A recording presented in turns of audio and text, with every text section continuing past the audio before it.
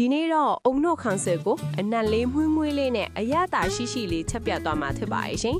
ဒီချက်နီးလေးကကုန်ကြစရိတ်လည်းအများကြီးမရှိပဲမိသားစုလိုက်အဝစားလို့ရမယ်နီလန်းလေးပါအရင်ဆုံးပဲဝါချမ်းကို3နာရီလောက်ရေစိမ်ထားပြီးပြုတ်ပေးရပါမယ်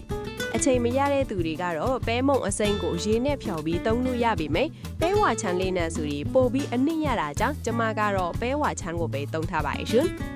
ပြုတ်ထားတဲ့ပဲတွေကိုညက်နေအောင်တေချာထောင်းပေးပါမယ်အုံတို့ရီအတရားအရင်ဆုံးစီအနှဲငယ်တဲ့ကိုဂျင်းကျက်သွန်ဖြူထောင်းထားတာလေးတွေစီတတ်ပါမယ်အနံမွေးလာရင်တော့အယောင်လေးလှဖို့နနွေးနဲ့အယောင်လေးမှုန့်လေးထည့်လိုက်ပါမယ်ပြီးရင်တော့လှီးထိုက်တဲ့ကြက်သားတွေကိုထည့်ပြီးအသားထဲကရေတွေထွက်လာတဲ့အထိမီးအေးအေးလေးနဲ့လက်ကြော်ပေးရပါမယ်ရပြီဆိုရင်တော့ကြက်သားကြော်တွေကိုခဏခဏဖယ်ထားပေးပါမယ်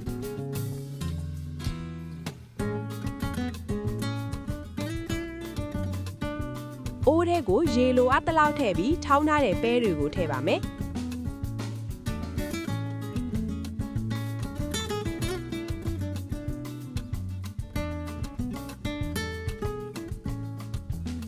ပဲရည်ကွက်လာပြီဆိုရင်တော့အုံနှုတ်ထည့်လို့ရပါပြီကျမကတော့အုံနှုတ်ဘူးကိုတုံးထားတာပါ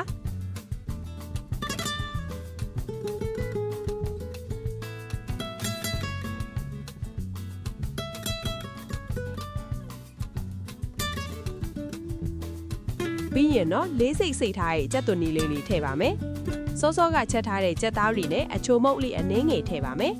နောက်ဆုံးမှာတော့ဘဲဥပြုတ်သုံးမဟုတ်ကြက်ဥပြုတ်လေးတွေထည့်လိုက်ရင်တော့အနံမွှေးပြီးအရသာရှိတဲ့အုံနှုတ်ရည်လေးရပါပြီရှင်